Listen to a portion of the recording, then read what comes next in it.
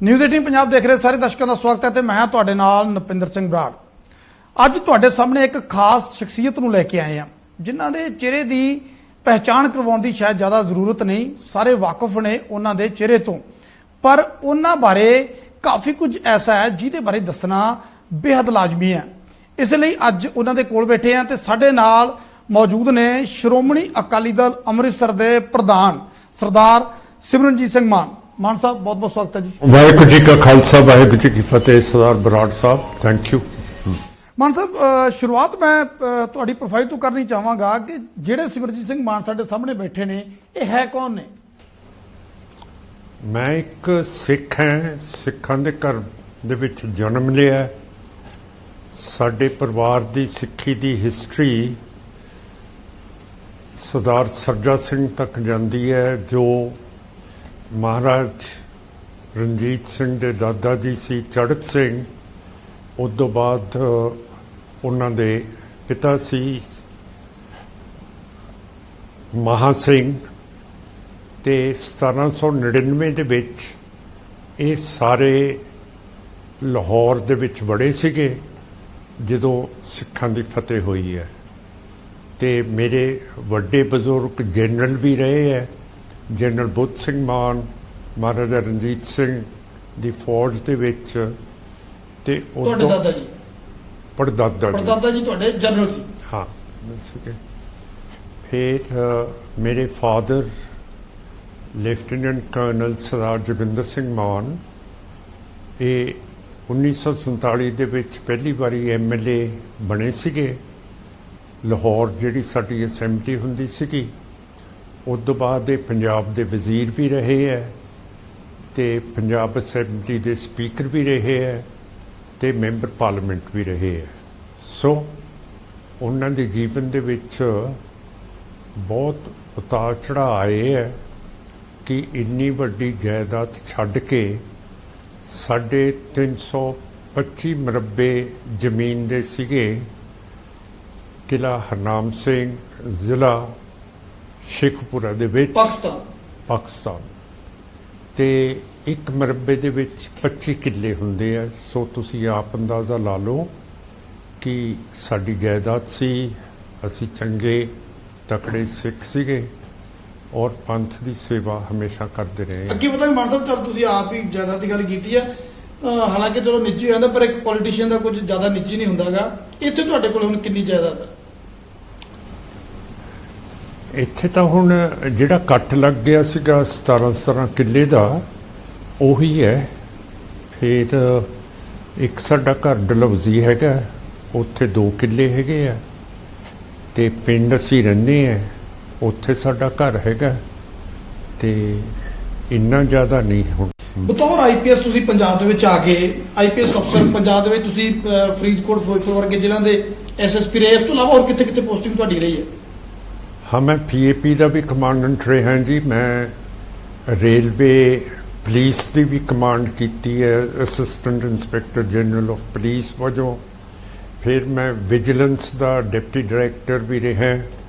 फिर मैं सेंटर की भी नौकरी की है, सेंट्रल इंडस्ट्रीयल सिक्योरिटी फोर्स की। तो उत्थे मैं ग्रुप कमांडेंट सीगा बॉम्बे। जो मैनू इस्तीफा देना पिया, जदों ऑपरेशन ब्लू स्टार हिंद हुकूमत ने सिख कौम के सब तो उच्च धार्मिक स्थान के उत्ते सोवियत, रूस, बरतानिया ते इंडिया दियां फौजां दे नाल हमला किया। तुसीं उस वेले रैंक दे विच एज ए DIG सी? बतौर DIG तुसीं इस्तीफा दिता? Group commandant yes. मेरे कोले सारे मध्य प्रदेश, उड़ीसा, आंध्र प्रदेश, गोवा, महाराष्ट्र, गुजरात, ये सारे मेरे थल्ले सीगे। जिन्ने भी गवर्नमेंट इंडिया दे वड्डे प्रोजेक्ट सीगे, उहदी सिक्योरिटी मेरा जुम्मा सीगी। एक पुलिस अफसर अस्तीफा दे दिंदा है, चलो वो धार्मिक भावनावां ने दरबार साहिब ते एक बहुत वड्डा अटैक होया, तुसी अस्तीफा दे दिता, उस तो बाद तुहाडी गिरफ्तारी हो जाती है। किन्ने टाइम बाद एक IPS अफसर सीधा जेल दी सलाखां च पहुंच गया सी? ਮੈਂ ਅਸਤੀਫਾ ਦਿੱਤਾ ਸੀਗਾ ਜੂਨ 17-18 ਨੂੰ 1984 ਦੇ ਵਿੱਚ, ਤੇ 1984 ਦੇ ਵਿੱਚ ਵੀ ਮੈਂ ਇੰਡੀਆ ਦਾ ਬਾਰਡਰ ਨੇਪਾਲ ਨੂੰ ਟੱਪਦਾ ਹੋਇਆ ਨਵੰਬਰ 1984 ਚ ਪਕੜਿਆ ਗਿਆ ਸੀ। ਉਸ ਵੇਲੇ ਕਿਹੜੇ ਜੁਰਮ ਤੁਹਾਨੂੰ ਗ੍ਰਿਫਤਾਰ ਕੀਤਾ ਗਿਆ ਸੀ ਸਭ ਤੋਂ ਪਹਿਲੀ ਵਾਰ? ਕੀ ਕਿਹੜੇ ਗੁਨਾਹ ਦੇ ਵਿੱਚ ਉਸ ਵੇਲੇ ਤੁਹਾਡੀ ਗ੍ਰਿਫਤਾਰੀ ਹੋਈ ਪਹਿਲੀ ਵਾਰ? ਪਹਿਲੀ ਵਾਰੀ ਇਹ ਦੇਸ਼ ਧਰੋਹ ਦੇ ਵੇਜਿੰਗ ਅ ਵਾਰ ਅਗੇਂਸਟ ਇੰਡੀਆ ਤੇ ਇਹੋ ਜਿਹੇ ਇਲਜ਼ਾਮ ਲਾਏ ਸੀਗੇ। ਬਾਅਦ ਦੇ ਵਿੱਚ ਮੇਰੇ ਤੇ ਇੰਦਰਾ ਗਾਂਧੀ ਦਾ ਕੇਸ ਵੀ ਪਿਆ ਸੀਗਾ ਤੇ ਹੋਰ ਪਹਿਲੀ ਵੀ ਜੇਲ੍ਹ ਕਿੰਨੀ ਕੱਟੀ ਫਿਰ ਉਦੋਂ ਤੁਸੀਂ? ਲਗਾਤਾਰ ਉਸ ਵੇਲੇ 1984 ਤੋਂ ਲੈ ਕੇ 1999 ਤੱਕ ਪੂਰੇ 5 ਸਾਲ ਮੈਂ ਜੇਲ੍ਹ ਦੇ ਵਿੱਚ ਰਿਹਾ। ਭਾਗਲਪੁਰ ਜੇਲ੍ਹ ਦੇ ਵਿੱਚ, ਤਿਹਾੜ ਜੇਲ੍ਹ ਦੇ ਵਿੱਚ, ਭਰਤਪੁਰ ਜੇਲ੍ਹ ਦੇ ਵਿੱਚ, ਬੰਬੇ ਦੀ ਹਵਾਲਾਟ ਦੇ ਵਿੱਚ ਤੇ ਅਣਗਿਣਤ ਥਾਵਾਂ ਦੇ ਵਿੱਚ ਮੈਨੂੰ ਪਟਨੇ ਵੀ ਮੈਨੂੰ ਰੱਖਿਆ ਗਿਆ ਸੀਗਾ। ਸੋ ਕਾਫੀ ਜਗ੍ਹਾ ਦੇ ਮਾਨ ਵਿੱਚ ਸਾਹਿਬ ਜੇਲ੍ਹ ਦੇ ਵਿੱਚ ਤੁਸੀਂ ਰਹੇ, ਹਾਲਾਂਕਿ ਮੇਰੇ ਸਵਾਲ ਨਾਲ ਸ਼ਾਇਦ ਤੁਸੀਂ ਕਹੋਗੇ ਸ਼ਾਇਦ ਮਜ਼ਾਕ ਕਰ ਰਿਹਾ ਕਿ ਪੁਲਿਸ ਅਫਸਰ, ਕਿਉਂਕਿ ਇੱਕ ਆਈਪੀਐਸ ਅਫਸਰ ਜੇਲ੍ਹ ਦੇ ਵਿੱਚ ਸੀ, ਕੋਈ ਅਫਸਰਾਂ ਨੇ ਕੋਈ ਨਾਲ ਦੇ ਨੇ ਕੋਈ ਰਿਆਇਤ ਰੂਤ ਕੀਤੀ ਥੋੜੀ ਬਹੁਤੀ? ਜਾਂ ਨਹੀਂ। ਕਿਹੜੇ ਹਾਲਾਤਾਂ 'ਚ ਰੱਖਿਆ ਗਿਆ? ਨਹੀਂ, ਮੈਨੂੰ ਤਨਾਈ ਦੇ ਵਿੱਚ ਰੱਖਿਆ ਗਿਆ ਸੀਗਾ, ਪਰ ਜਿਹੜੇ ਬਿਹਾਰ ਦੇ ਵਾਰਡਰ ਸੀਗੇ ਉਹ ਮੈਨੂੰ ਬਿਲਕੁਲ ਪਸੰਦ ਕਰਦੇ ਸੀ, ਕਿਉਂ ਕਰਕੇ ਉਹਨਾਂ ਦੇ ਸਾਰੇ ਟੱਬਰ ਪੰਜਾਬ ਦੇ ਵਿੱਚ ਕਮਾਈ ਕਰਕੇ ਗਏ ਸੀਗੇ ਤੇ ਉਹਨਾਂ ਦਾ ਵਤੀਰਾ ਪੰਜਾਬ ਦੇ ਵਿੱਚ ਬਹੁਤ ਅੱਛਾ ਰਿਹਾ ਤੇ ਉਹ ਸਾਰੇ ਮੈਨੂੰ ਮਾਨ ਬਾਬੂ ਕਰਕੇ ਕਹਿੰਦੇ ਸੀਗੇ, ਇੱਜ਼ਤ ਕਰਦੇ ਸੀ ਮੇਰੀ। ਕਿਸ ਤਰ੍ਹਾਂ ਦੇ ਉਸ ਵੇਲੇ ਤੁਸੀਂ ਕਸ਼ਟ ਤਸੀਹੇ ਝੱਲੇ? ਕਾਫੀ ਚਰਚਾਵਾਂ ਹੁੰਦੀਆਂ ਨੇ। ਹਾਂ, ਤਸੀਹੇ ਤਾਂ ਭਰਤਪੁਰ ਜੇਲ੍ਹ ਦੇ ਵਿੱਚ ਵੀ ਦਿੱਤੇ ਗਏ ਮੈਨੂੰ, ਤੇ ਜਿਹੜੇ ਦਿੰਦੇ ਹੁੰਦੇ ਐ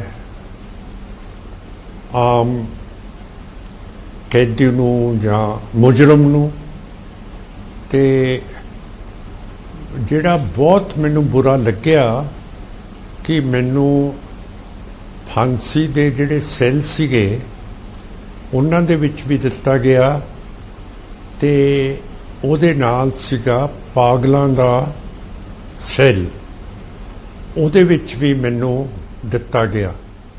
ਤੁਹਾਡੇ ਨਾਲ ਜਾਨੀ ਜਿਹੜੇ ਬਾਕੀ ਕੈਦੀ ਸੀਗੇ ਉਹ ਦਿਮਾਗੀ ਤੌਰ ਤੇ ਠੀਕ ਨਹੀਂ ਸੀ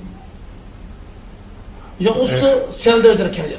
हुकूमत ने समझा कि मेरा दिमाग ठीक नहीं है, शायद पागल ਬੰਦਿਆਂ ਦੇ ਸੈੱਲ ਦੇ ਵਿੱਚ ਰੱਖਿਆ ਗਿਆ। ਉਸ ਸੈੱਲ ਦੇ ਵਿੱਚ ਜੰਗਲ ਪਾਣੀ ਦਾ ਕੋਈ ਇੰਤਜ਼ਾਮ ਨਹੀਂ ਸੀਗਾ ਔਰ ਉਹਦੇ ਵਿੱਚ ਗਮਲਾ ਰੱਖਿਆ ਹੋਇਆ ਸੀਗਾ ਜਿਹਦੇ ਵਿੱਚ ਤੁਸੀਂ ਆਪਣਾ ਜੰਗਲ ਪਾਣੀ ਕਰ ਸਕਦੇ ਹੋ। ਤੇ ਮੇਰੇ ਨਾਲ ਇੱਕ ਹੋਰ ਸਟੇਸ਼ਨ ਮਾਸਟਰ ਸੀਗਾ, कहना मैं स्टेशन मास्टर हूँ ते तुम इधर फर्स्ट क्लास डब्बे में कैसे आए हो? मैं क्या मैनू भेजा इत्थे, ते फिर कहना कि आपको मेरी इज्जत करनी होगी क्यों करके मैं स्टेशन मास्टर हूँ। दिमागी तौर ते ठीक नहीं सी? पता नहीं की सीगा। फिर वो मेरे नाल बहुत खफा हो गया ਤੇ ਉਹਨੇ ਆਪਣੇ ਗਮਲੇ ਦੇ ਵਿੱਚੋਂ ਆਪਣਾ ਜੰਗਲ ਪਾਣੀ ਚੱਕ ਕੇ ਮੇਰੇ ਉੱਤੇ ਸੁੱਟਿਆ। ਮੈਂ ਇੱਕਦਮ ਮੈਂ ਥੱਲੇ ਹੋ ਗਿਆ ਤੇ ਉੱਤੋਂ ਦੀ ਲੰਘ ਗਿਆ, ਪਰ ਇਹ ਚਿੱਟੇ ਛੁੱਟੇ ਤਾਂ ਮੇਰੇ ਤੇ ਪਏ। ਫਿਰ ਅਗਲੇ ਦਿਨ ਜਦੋਂ ਮੈਂ ਰੋਟੀ ਨਹੀਂ ਖਾਧੀ, ਬਿਲਕੁਲ ਪਾਣੀ ਵੀ ਨਹੀਂ ਪੀਤਾ, ਫਿਰ ਬਿਹਾਰ ਦਾ ਆਈਜੀ ਤੇ ਹੋਮ ਸੈਕਟਰੀ ਵੀ ਆਏ। ਉਹਨਾਂ ਨੇ ਕਿਹਾ ਕਿ ਤੁਸੀਂ ਜੇ ਇੰਨਾ ਹੀ ਕਹਿ ਦਿਓ ਕਿ ਮੈਂ ਇਹ ਤੰਗ ਹੋ ਕੇ ਅਸਤੀਫਾ ਦਿੱਤਾ ਸੀਗਾ, ਮੇਰਾ ਜਿਹੜਾ ਮਨ ਸੀਗਾ ਉਹ ਬਲੂ ਸਟਾਰ ਦੇ ਨਾਲ ਖਰਾਬ ਹੋ ਗਿਆ ਤੇ ਤੁਹਾਨੂੰ ਅੱਜ ਹੀ ਅਸੀਂ ਛੱਡ ਦਿੰਦੇ ਹਾਂ। ਤੁਸੀਂ ਐਸੀ ਕਿਹੜੀ ਲਾਈਨ ਲਿਖਤੀ ਸੀ ਅਸਤੀਫੇ ਜਿਹਦੇ ਤੇ ਇਤਰਾਜ਼ ਜ਼ਿਆਦਾ ਸੀ? ਮੈਂ ਉਹਨਾਂ ਨੂੰ ਕਿਹਾ ਕਿ ਦੇਖੋ 6 ਤਰੀਕ ਨੂੰ ਬਲੂ ਸਟਾਰ ਹੋਇਆ, ਮੈਂ ਸੋਚ ਸਮਝ ਕੇ ਅਸਤੀਫਾ 17 ਤਰੀਕ ਨੂੰ ਦਿੱਤਾ ਹੈ। ਸੋ ਮੈਂ ਜਜ਼ਬਾਤੀ ਹੋ ਕੇ ਅਸਤੀਫਾ ਨਹੀਂ ਦਿੱਤਾ। ਲਾਈਨ ਕਿਹੜੀ ਲਿਖੀ ਸੀ ਜੇ ਤੋਂ ਪ੍ਰੋਬਲਮ ਸੀ? ਸਾਰਾ ਕੁਝ ਹੀ ਤੁਸੀਂ ਪੜ੍ਹਦੇ ਹੋ, ਉਹਦੇ 'ਚ ਲਿਖਿਆ ਸੀਗਾ ਕਿ ਮੈਂ ਇਸ ਹਕੂਮਤ ਦੀ, ਇਸ ਇੰਡੀਆ ਦੀ ਨੌਕਰੀ ਨਹੀਂ ਕਰਨਾ ਚਾਹੁੰਦਾ ਜਿਸ ਨੇ ਦਰਬਾਰ ਸਾਹਿਬ ਦੇ ਉੱਤੇ ਫੌਜੀ ਹਮਲੇ ਕਰਵਾਏ ਹੈ ਤੇ 25,000 ਜਿਹੜੇ ਸ਼ਰਧਾਲੂ ਗੁਰੂ ਅਰਜਨ ਸਾਹਿਬ ਦੇ ਸ਼ਹੀਦੀ ਦਿਵਸ ਤੇ ਦਰਬਾਰ ਸਾਹਿਬ ਆਏ ਸੀ ਉਹਨਾਂ ਦਾ ਕਤਲੇਆਮ ਕੀਤਾ ਹੈ। ਫਿਰ ਸਾਡੇ ਬੱਚਿਆਂ ਨੂੰ ਕਿਹਾ ਕਿ ਤੁਸੀਂ ਕਹੋ ਕਿ ਅਸੀਂ ਖਾਲਿਸਤਾਨੀ ਨਹੀਂ ਹੈ ਤੇ ਜਿਹੜਾ ਖਾਲਿਸਤਾਨੀ ਨਹੀਂ ਸੀ ਕਹਿੰਦਾ ਉਹਨੂੰ ਗੋਲੀ ਮਾਰ ਦਿੰਦੀ ਸੀ ਫੌਜ। ਤੇ ਇੰਨਾ ਜ਼ਬਰ ਮੈਂ ਦੇਖਿਆ ਕਿ ਗਿਰਜਾਂ ਵੀ ਦਰਬਾਰ ਸਾਹਿਬ ਦੀਆਂ ਬਿਲਡਿੰਗਸ ਦੇ ਉੱਤੇ ਆ ਗਈਆਂ ਸੀ ਕਿ ਜਿਹੜਾ ਉੱਥੇ ਕਤਲੇਆਮ ਹੋਇਆ ਕਿ ਅਸੀਂ ਇਹਨਾਂ ਦਾ ਮਾਸ ਖਾਣਾ ਹੈਗਾ। ਤੇ ਫਿਰ ਮੈਂ ਇਹ ਵੀ ਲਿਖਿਆ ਸੀਗਾ ਕਿ ਕੋਈ ਵੀ ਮਿਊਨਿਸਪੈਲਿਟੀ ਦਾ ਜਿਹੜਾ ਵੀ ਨੌਕਰ ਸੀਗਾ ਉਹ ਲਾਸ਼ਾਂ ਚੱਕਣ ਦੇ ਲਈ ਤਿਆਰ ਨਹੀਂ ਸੀਗਾ ਕਿ ਇਹ ਤਾਂ ਬਹੁਤ ਬੇਅਦਬੀ ਕੀਤੀ ਹੈ। ਫਿਰ ਫੌਜ ਨੇ ਭਈਏ ਬੁਲਾਏ, ਭਈਆਂ ਨੂੰ ਕਿਰਾਇਆ ਦਿੱਤਾ, ਉਹਨਾਂ ਨੂੰ ਕਿਹਾ ਕਿ ਜਿਹੜਾ ਵੀ ਇੱਥੇ ਮਰਿਆ ਹੋਇਆ ਹੈ ਜੋ ਕੁਝ ਸਮਾਨ ਤੁਹਾਨੂੰ ਉਹਦੇ ਤੋਂ ਮਿਲੂਗਾ, ਗਹਿਣਾ, ਕੱਪੜਾ, ਘੜੀ, ਬਟੂਆ, ਉਹ ਤੁਹਾਡਾ ਹੋਊਗਾ।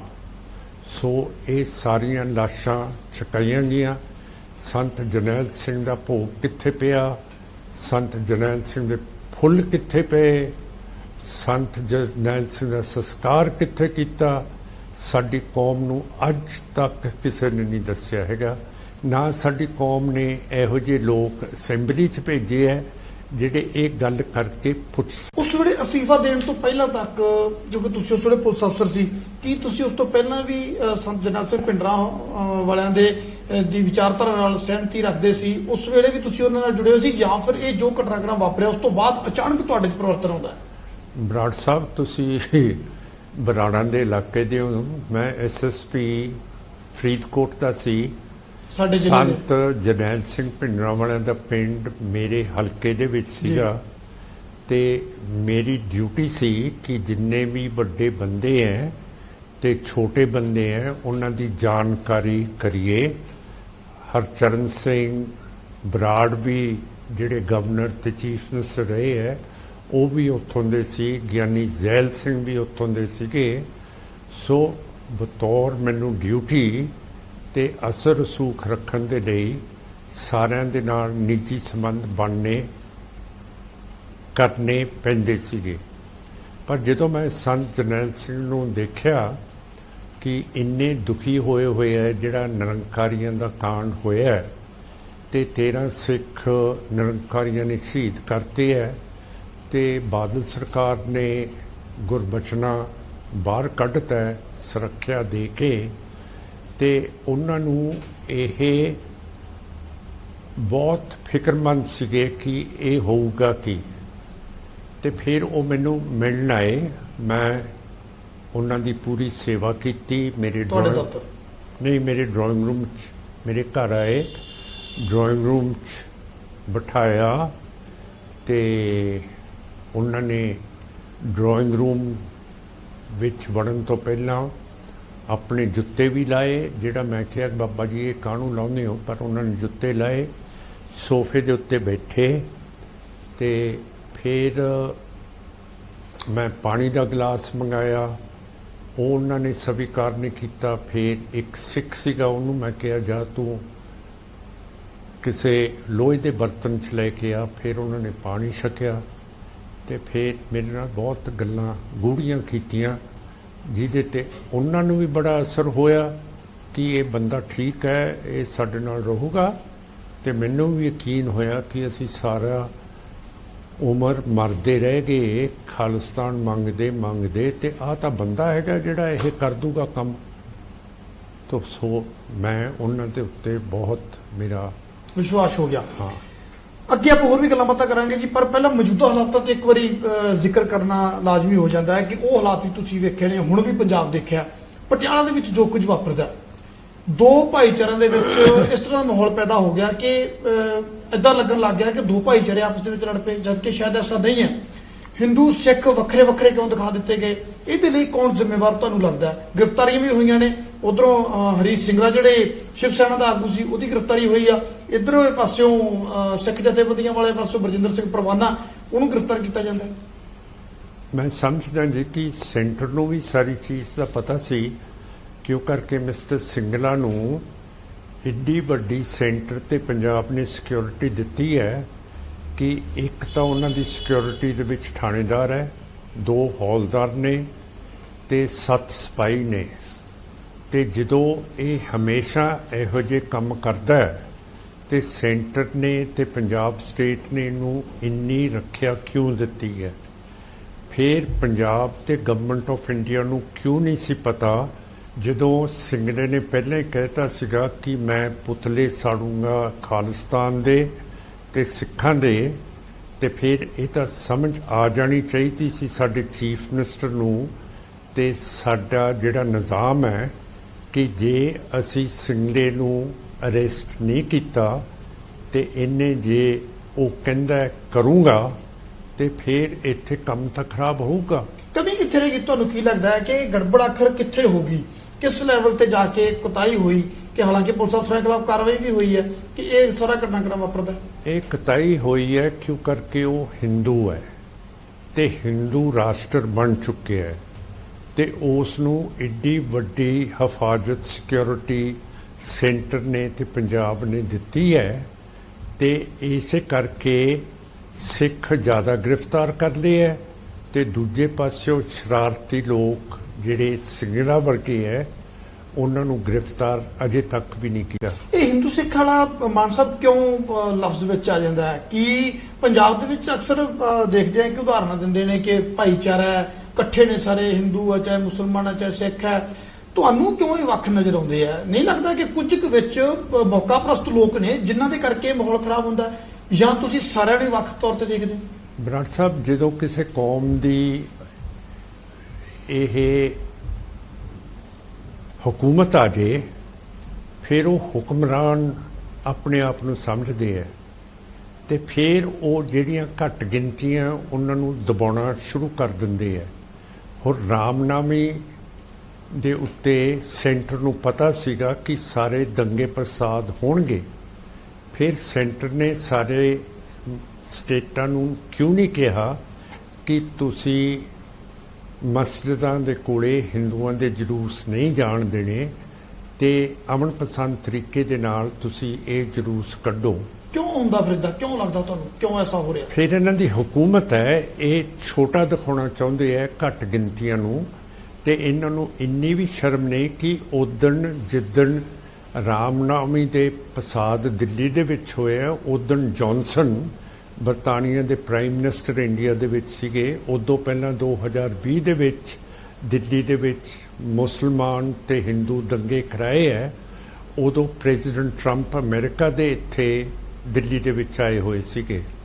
ਸੋ ਮੇਰਾ ਕਹਿਣ ਦਾ ਭਾਵ ਹੈ ਕਿ ਹਿੰਦੂਆਂ ਦਾ ਰਾਜ ਹੈ ਤੇ ਦੂਜੇ ਜਿਹੜੀਆਂ ਘੱਟ ਗਿਣਤੀਆਂ ਉਹਨਾਂ ਨੂੰ ਇਹ ਦਬਾਉਣਾ ਚਾਹੁੰਦੇ ਲੈ ਜੇ। ਮਤਲਬ ਇਹ ਗੱਲਾਂ ਜਿਹੜੀਆਂ ਨੇ ਨਾ ਪੋਲੀਟੀਕਲ ਗੱਲਾਂ, ਚਲੋ ਠੀਕ ਹੈ, ਹੈਗੀਆਂ ਨੇ, ਤੁਸੀਂ ਤੁਹਾਡੇ ਫੈਕਟਰੀ ਨੇ, ਪਰ ਇੱਕ ਚੀਜ਼ ਜਾਣਨੀ ਚਾਹੁੰਦੇ ਲੋਕ, ਜ਼ਰੂਰ ਜਾਣਨਾ ਚਾਹਣਗੇ ਵੀ ਜਿਹੜੀਆਂ ਗੱਲਾਂ ਔਨ ਕੈਮਰਾ ਹੁੰਦੀਆਂ ਕੀ ਇਹ ਆਫ ਕੈਮਰਾ ਵੀ ਹੁੰਦੀਆਂ? ਕੈਪਟਨ ਅਮਰਿੰਦਰ ਸਿੰਘ ਸ਼ਾਇਦ ਬਹੁਤੇ ਲੋਕਾਂ ਨੂੰ ਪਤਾ ਹੋਏਗਾ, ਸਿਮਰਜੀਤ ਸਿੰਘ ਮਾਨ ਹੋਰਾਂ ਦੇ ਸਕੇ ਸਾਡੂ ਨੇ, ਯਾਨੀ ਇਹਨਾਂ ਦੇ ਘਰੇ ਔਰ ਕੈਪਟਨ ਅਮਰਿੰਦਰ ਸਿੰਘ ਦੇ ਘਰੇ ਸਕੀਆਂ ਭੈਣਾਂ ਨੇ, ਇਹਨਾਂ ਤੋਂ ਵੱਡੇ ਨੇ, ਤਾਂ ਕੀ ਉਹਨਾਂ ਦੇ ਨਾਲ ਆਫ ਕੈਮਰਾ ਜਦੋਂ ਪਰਿਵਾਰ ਦੇ ਵਿੱਚ ਗੱਲਾਂ ਬਾਤਾਂ ਹੁੰਦੀਆਂ ਇਦਾਂ ਦੀਆਂ ਗੱਲਾਂ ਕਦੇ ਹੋਈਆਂ? ਉਹਨਾਂ ਨੂੰ ਸਲਾਹ ਮਸ਼ਵਰੇ ਤੁਸੀਂ ਦਿੱਤੇ ਕਿ ਆਹ ਕੰਮ ਤੁਸੀਂ ਗਲਤ ਕਰਤਾ, ਆਹ ਐਂ ਹੋਣਾ ਚਾਹੀਦਾ ਸੀ ਵਿਚਾਰਕ ਤੌਰ ਤੇ? ਹਾਂ, ਜਦੋਂ ਮੈਂ ਪੁਲਿਸ ਸੀਗਾ ਉਹ ਸੰਤ ਜਰਨੈਲ ਸਿੰਘ ਭਿੰਡਰਾਂਵਾਲੇ ਦੇ ਦਰਸ਼ਨ ਕਰਨਾ ਚਾਹੁੰਦੇ ਸੀਗੇ ਤੇ ਉਦੋਂ ਮੈਂ ਸੰਤਾਂ ਨੂੰ ਮਿਲਾਤਾ ਸੀਗਾ ਤੇ ਜਿਵੇਂ ਉਹਨਾਂ ਦੀ ਖਾਸ ਸੀਗੀ ਸੈਂਟਰ ਨੇ ਕਿਹਾ ਸੀ ਜਾ ਕੇ ਮਿਲ ਕੇ ਆਓ ਤੇ ਮੁਲਾਕਾਤ ਤੁਸੀਂ ਕਰਵਾਈ ਸੀ? ਹਾਂ, ਮੈਂ ਕਰਵਾਈ ਸੀ। ਕਿੱਥੇ ਹੋਈ ਸੀ, ਕਦੋਂ ਹੋਈ ਸੀ? ਇਹ ਸ਼ਾਇਦ ਕਹਾੜੇ ਪਿੰਡ 'ਚ ਹੋਈ ਸੀ ਜਾਂ ਇਹ ਰੋਡੇ ਪਿੰਡ 'ਚ ਹੋਈ ਸੀ। ਤੁਸੀਂ ਮੀਡੀਏਟਰ ਸੀ ਉਸ ਮੁਲਾਕਾਤ ਦੇ? ਮੁਲਾਕਾਤ ਕੈਪਟਨ ਅਮਰਿੰਦਰ ਸਿੰਘ ਔਰ ਸੰਤ ਜਰਨੈਲ ਸਿੰਘ ਭਿੰਡਰਾਂਵਾਲੇ 'ਚ ਹੋਈ? ਹਾਂ ਹਾਂ, ਤੇ ਰਾਜੀਵ ਗਾਂਧੀ ਨੇ ਵੀ ਆਉਣਾ ਸੀਗਾ ਪਰ ਉਹ ਅਖੀਰਲੇ ਮੌਕੇ ਤੇ ਡਰ ਗਿਆ ਸੀ, ਆਇਆ ਨਹੀਂ। ਫਿਰ ਮਹਾਰਾਜਾ ਪਟਿਆਲਾ ਜਦੋਂ ਸੈਂਟਰ ਸਰਕਾਰ ਤਾਲਮੇਲ ਕਰਨਾ ਚਾਹੁੰਦੀ ਸੀ ਇਹਨਾਂ ਦੇ ਨਾਲ, ਅਰੇਂਜਮੈਂਟ ਰਾਜੀਵ ਗਾਂਧੀ ਦੀ ਵੀ ਕਰਤੀ ਸੀ ਤੇ ਸੰਤ ਕਹਿੰਦੇ ਸੀਗੇ ਕਿ ਇਹ ਕਿਤੇ ਕੁਛ ਮੈਥੋਂ ਘੁਆ ਨਾ ਲੈਣ। ਤੇ ਮੈਂ ਕਿਹਾ ਬਾਬਾ ਜੀ ਇਹ ਕਿਵੇਂ ਘੁਆ ਸਕਦੇ ਜਦੋਂ ਤੁਹਾਡੀ ਇੱਛਾ ਨਹੀਂ ਹੋਊਗੀ ਕਹਿਣ ਦੀ ਕੁਛ, ਤੁਸੀਂ ਤਾਂ ਇਹੀ ਕਹੋਗੇ ਸਾਡੇ ਮਸਲੇ ਹੱਲ ਕਰੋ। ਤੇ ਮੇਜ਼ ਦੇ ਉੱਤੇ ਬੈਠੋ ਤੇ ਮਿਲਟਰੀ ਤੇ ਪੁਲਿਸ ਲਾਉਣ ਦੀ ਤਾਂ ਕੋਈ ਲੋੜ ਨਹੀਂ ਹੈ ਪੰਜਾਬ ਉਸ ਵੇਲੇ ਦੇ ਵਿੱਚ। ਕੈਪਟਨ ਅਮਰਿੰਦਰ ਸਿੰਘ ਕੀ ਹੋਇਆ ਕਰਦੇ ਸੀ? ਉਹ ਮੈਂਬਰ ਪਾਰਲੀਮੈਂਟ ਸੀਗੇ ਉਸ ਵੇਲੇ। ਠੀਕ ਹੈ। ਤੇ ਮੈਂ ਕਿਹਾ ਸੀਗਾ, ਸੰਤਾਂ ਨੇ ਕਿਹਾ ਸੀਗਾ ਕਿ ਮਿਲਟਰੀ ਦੇ ਕੰਮ ਨਹੀਂ ਹੋਣੇ। ਫਿਰ ਉਸ ਤੋਂ ਬਾਅਦ ਜਦੋਂ ਮੈਂ ਬੰਬੇ ਚਲਿਆ ਗਿਆ ਸੀਗਾ, ਮੇਰਾ ਡਾਇਰੈਕਟਰ ਜਨਰਲ ਸੁਰਿੰਦਰ ਨਾਥ ਸੀਗਾ, ਉਹ ਬਾਅਦ ਦੇ ਵਿੱਚ ਪੰਜਾਬ ਦੇ ਗਵਰਨਰ ਦਾ ਐਡਵਾਈਜ਼ਰ ਵੀ ਲੱਗਿਆ ਬਲੂ ਸਟਾਰ ਦੇ ਵੇਲੇ, ਫਿਰ ਗਵਰਨਰ ਵੀ ਲੱਗਿਆ। ਉਹ ਮੈਨੂੰ ਖਾਸ ਬੰਬੇ ਪੁੱਛਣ ਆਇਆ ਸੀਗਾ ਕਿ ਤੂੰ ਸੰਤ ਜਰਨੈਲ ਸਿੰਘ ਭਿੰਡਰਾਂਵਾਲੇ ਜਦੋਂ ਬੰਬੇ ਆਏ ਹੈ ਤੂੰ ਉਹਨਾਂ ਨੂੰ ਕਿਉਂ ਮਿਲਿਆ? ਮੈਂ ਕਿਹਾ ਜੀ ਉਹ ਸਾਡੇ ਸੰਤ ਮਹਾਤਮਾ ਨੇ ਸਾਨੂੰ ਗਾਈਡੈਂਸ ਦਿੰਦੇ ਹੈ, ਸਾਨੂੰ ਸਾਰਾ ਕੁਝ ਦੱਸਦੇ ਹੈ ਕਿ ਬਾਣੀ ਦੇ ਬਾਰੇ ਕਿਵੇਂ ਕਰਨਾ ਹੈ, ਰਹਿਤਨਾਮੇ ਦੇ ਬਾਰੇ ਕਿਵੇਂ ਕਰਨਾ ਹੈ। ਤੇ ਉਹਨਾਂ ਨੇ ਮੈਨੂੰ ਕਿਹਾ ਕਿ ਇਹ ਤੁਸੀਂ ਚੌਪਈ ਸਾਹਿਬ ਦੇ ਪਾਠ ਕਰਨੇ ਹੈ ਤੇ ਚੌਪਈ ਸਾਹਿਬ ਦੇ ਪਾਠ ਕਰਨ ਦੇ ਨਾਲ ਤੁਹਾਡਾ ਨੁਕਸਾਨ ਨਹੀਂ ਕਦੇ ਹੋ ਸਕਦਾ। ਤੇ ਉਹ ਕਹਿੰਦੇ ਫਿਰ ਇਹ ਹੋਰ ਤੁਹਾਨੂੰ ਕੀ ਕਿਹਾ? ਮੈਂ ਕਿਹਾ ਇਹੀ ਗੱਲਾਂ ਹੋਈਆਂ ਕਿ ਅਸੀਂ ਚਾਹੁੰਦੇ ਹਾਂ ਕਿ ਮਿਲਟਰੀ ਸਲੂਸ਼ਨ ਨਹੀਂ ਹੈ। ਉਹ ਕਹਿੰਦੇ ਕਿ ਤੂੰ ਮੇਰੇ ਨਾਲ ਚੱਲ ਪੰਜਾਬ, ਉੱਥੇ ਅਸੀਂ ਠੀਕ ਕਰੀਏ। ਮੈਂ ਕਿਹਾ ਸਰ ਇਹ ਨਾ ਤਾਂ ਮਿਲਟਰੀ ਨਾ ਇਹ ਨਿਜ਼ਾਮ ਦਾ ਫੈਸਲਾ ਹੋਣਾ ਹੈ, ਐਡਮਿਨਿਸਟ੍ਰੇਸ਼ਨ ਦਾ ਫੈਸਲਾ ਹੋਣਾ ਹੈ, ਇਹ ਹੋਣਾ ਪੋਲੀਟੀਕਲ। ਜੇ ਤੁਸੀਂ ਪੋਲੀਟੀਕਲ ਫੈਸਲਾ ਕਰਨਾ ਚਾਹੁੰਦੇ ਹੋ, ਮੇਜ਼ ਤੇ ਬੈਠਣਾ ਚਾਹੁੰਦੇ ਹੋ, ਮੈਂ ਕਰਾ ਸਕਦਾ, ਪਰ ਮੈਂ ਗੋਲੀਬਾਰੀ ਦੇ ਵਿੱਚ ਤੁਹਾਡੇ। ਤੁਸੀਂ ਉਸ ਵੇਲੇ ਉਸ ਕਪੈਸਿਟੀ ਦੇ ਵਿੱਚ ਸੀ, ਤੁਸੀਂ ਲਗਾਤਾਰ ਉਦੋਂ ਤੋਂ ਲੈ ਕੇ ਹੁਣ ਤੱਕ ਖਾਲਿਸਤਾਨ ਦੇ ਮੁੱਦੇ ਤੇ ਬੋਲਦੇ ਆਏ, ਐਕਟੀਵਿਟੀਜ਼ ਤੁਹਾਡੀਆਂ ਜਾਰੀ ਰਹੀਆਂ, ਸ਼ਾਂਤਮਈ ਤਰੀਕੇ ਦੇ ਨਾਲ ਤੁਹਾਡਾ ਆਪਣਾ ਇੱਕ ਵੱਖਰਾ ਰਸਤਾ ਰਿਹਾ।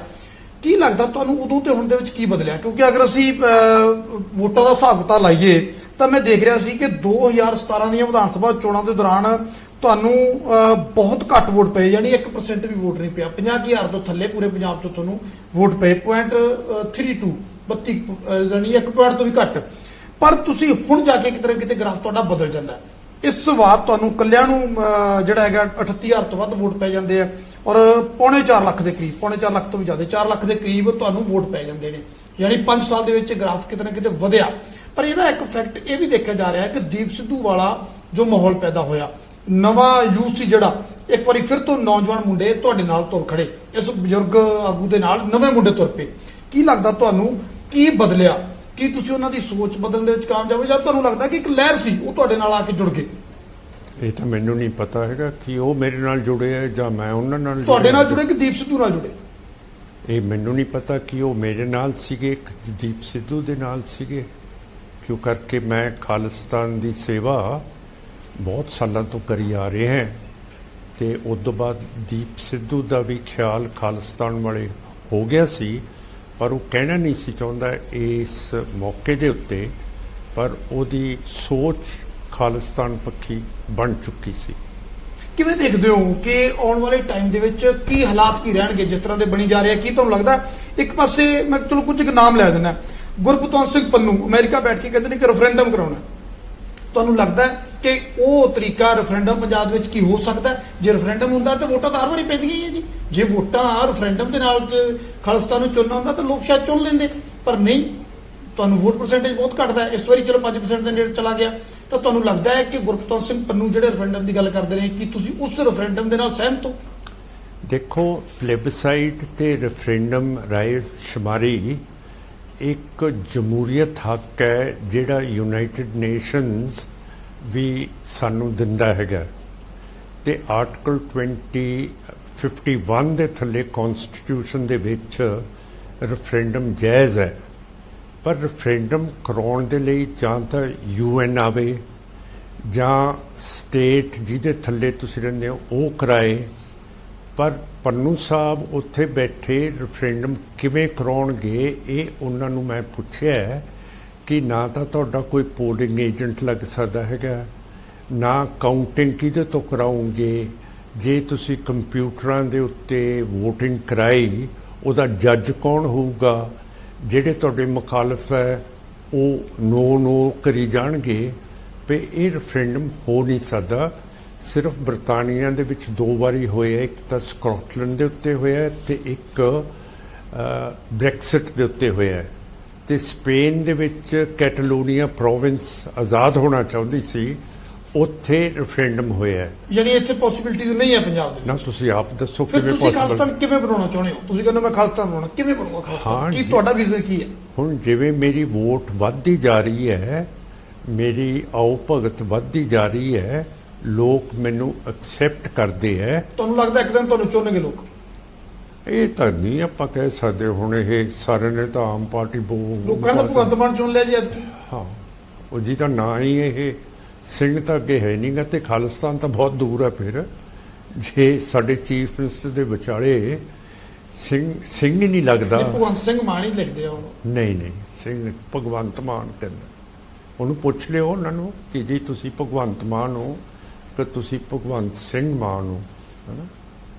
ਕਾਫੀ ਫਰਕ ਹੁੰਦਾ। ਭਗਵੰਤ ਸਿੰਘ ਮਾਨ ਹੋਰਾਂ ਤੋਂ ਤੁਹਾਨੂੰ ਮੁੱਖ ਮੰਤਰੀ ਤੋਂ ਕੀ ਉਮੀਦਾਂ ਨੇ? ਤੁਹਾਨੂੰ ਲੱਗਦਾ ਹੈ ਕਿ ਲੋਕਾਂ ਨੇ ਜਿਹੜਾ ਬਦਲਾਵ ਕੀਤਾ, ਬਦਲਾਵ ਚੁਣਿਆ, ਉਹ ਇੱਕ ਸਹੀ ਦਿਸ਼ਾ ਵੱਲ ਜਾ ਰਿਹਾ? ਇਹ ਤਾਂ ਲੋਕ ਦੱਸ ਸਕਦੇ ਆ। ਤੇ EVM ਮਸ਼ੀਨਾਂ ਜਿਹੜੀਆਂ ਹਿੰਦੂਤਵ ਦਾ ਹੁਕਮ ਮੰਨ ਕੇ ਉਹਨਾਂ ਦੇ ਵਿੱਚ ਚਿਪਸ ਲੱਗ ਕੇ ਇਹ VOTING ਹੋਈ ਹੈ, ਉਹ ਦੱਸ ਸਕਦੇ ਆ। ਮੈਂ ਤਾਂ ਨਹੀਂ। ਤੁਹਾਨੂੰ ਲੱਗਦਾ ਹੈ ਕਿ VOTING ਸਹੀ ਨਹੀਂ ਹੋਈ? ਤੁਸੀਂ ਨਹੀਂ ਸਮਝਦੇ ਕਿ ਕਿਉਂਕਿ ਵੇਵ ਸੀ ਪੰਜਾਬ ਦੇ ਵਿੱਚ, ਅਸੀਂ ਜਿੱਥੇ ਜਾਂਦੇ ਸੀ ਆਮ ਆਦਮੀ ਪਾਰਟੀ ਦੀ ਗੱਲ ਹੁੰਦੀ ਸੀ, ਲੋਕਾਂ ਨੇ ਆਮ ਆਦਮੀ ਪਾਰਟੀ ਨੂੰ ਚੁਣਿਆ? ਫਿਰ ਸ਼ਾਇਦ ਤੁਸੀਂ ਠੀਕ ਹੋਵੋ, ਪਰ ਮੈਨੂੰ ਨਹੀਂ ਲੱਗਦਾ ਕਿ ਮੈਂ ਹਾਰ ਸਕਦਾ ਸੀ ਜਾਂ ਮੇਰੀ ਪਾਰਟੀ ਦੀਆਂ ਇੰਨੀਆਂ ਵੋਟਾਂ ਘੱਟ ਹੁੰਦੀਆਂ। ਮੈਂ ਨਹੀਂ ਸੀ ਸਮਝਦਾ। ਭਗਵੰਤ ਮਾਨ ਦੀ ਸੋਚ ਤੋਂ ਤੁਹਾਨੂੰ ਲੱਗਦਾ ਹੈ, ਕਿਉਂਕਿ ਉਹ ਦਾਅਵਾ ਕਰਦੇ ਨੇ ਕਿ ਮੈਂ ਪੰਜਾਬ ਬਦਲਣਾ ਹੈ, ਮੈਂ ਪੰਜਾਬ ਦਾ ਪੁੱਤ ਹਾਂ, ਤੁਹਾਨੂੰ ਲੱਗਦਾ ਹੈ ਕਿ ਵਾਕਈ ਆਉਣ ਵਾਲਾ ਟਾਈਮ ਬਦਲੇਗਾ? ਸਰਦਾਰ ਮਾਨ ਦੀ ਸੋਚ ਕਦੇ ਦੇਖਣ ਦੇ ਵਿੱਚ ਨਹੀਂ ਆਈ, ਪੜ੍ਹਨ ਦੇ ਵਿੱਚ ਨਹੀਂ ਆਈ। ਲਤੀਫੇ ਜ਼ਰੂਰ ਸੁਣੇ ਹੈ ਕਿ ਬਿਜਲੀ ਪੰਜਾਬ ਦੇ ਵਿੱਚ ਨਹੀਂ ਹੁੰਦੀ ਤੇ ਆਉਂਦੀ ਨਹੀਂ, ਤੇ ਮਾਲਵੇ ਦੇ ਵਿੱਚ ਬੀਬੀਆਂ ਨੂੰ ਕਹਿੰਦੇ ਆ ਬੁੜੀਆਂ, ਤੇ ਚੀਫ ਮਿਨਿਸਟਰ ਸਾਹਿਬ ਕਹਿੰਦੇ ਹੈ ਕਿ ਜੇ ਬਿਜਲੀ ਨਹੀਂ ਆਉਂਦੀ ਫਿਰ ਬੁੜੀਆਂ ਇਹ ਤਾਰਾਂ ਨੂੰ ਤੰਨੀਆਂ ਸਮਝ ਕੇ ਆਪਣੇ ਕੱਪੜੇ ਸੁਕਾਇਆ ਕਰਨ। ਹੁਣ ਇਹਦੇ ਤੋਂ ਕੀ ਸਮਝਦੇ ਹੋ? ਨਹੀਂ, ਉਹ ਪੁਰਾਣੇ ਉਹਨਾਂ ਦੇ ਜਿਸ ਵੇਲੇ ਕਮੇਡੀ ਕਰਦੇ ਸੀ ਉਸ ਵੇਲੇ ਦੀਆਂ ਵੀਡੀਓਜ਼ ਵਾਇਰਲ ਕੀਤੀਆਂ ਜਾ ਰਹੀਆਂ। ਚਲੋ ਫਿਰ ਇਹ ਵਾਜਬ ਤਾਂ ਹੈ, ਉਹ ਕੀ ਸਵਾਰ ਦੇਣਗੇ, ਹੈ ਨਾ? ਠੀਕ ਹੈ, ਚੀਫ ਮਿਨਿਸਟਰ ਹੈਗੇ ਹੈ, ਪਰ ਅਜੇ ਤੱਕ ਬਰਗਾੜੀ ਦਾ ਮਸਲਾ ਹੱਲ ਨਹੀਂ ਕੀਤਾ ਹੈਗਾ। ਤੇ ਹੋਰ 328 ਮਾਰਕ ਦੇ ਸਰੂਪ ਜਿਹੜੇ SCPC ਨੇ ਗੁੰਮ ਕਰਤੇ ਹੈ, ਉਹ ਚੁੱਪ ਹੈ ਕਿ 12 ਸਾਲ ਤੋਂ SCPC ਦੇ ਇਲੈਕਸ਼ਨਸ ਕਿਉਂ ਨਹੀਂ ਹੋਏ, ਜਦ ਕਿ 5 ਸਾਲ ਦੇ ਵਿੱਚ ਹੋਣੇ ਚਾਹੀਦੇ ਹੈ। ਸਿੱਖਾਂ ਦਾ ਜਮਹੂਰੀਅਤ ਹੱਕ ਹਕੂਮਤ ਨੇ ਖੋਹ ਲਿਆ ਹੈ, ਉਹਦੇ ਬਾਰੇ ਤਾਂ ਕੋਈ ਉਹ ਗੱਲ ਨਹੀਂ ਕਰਦਾ।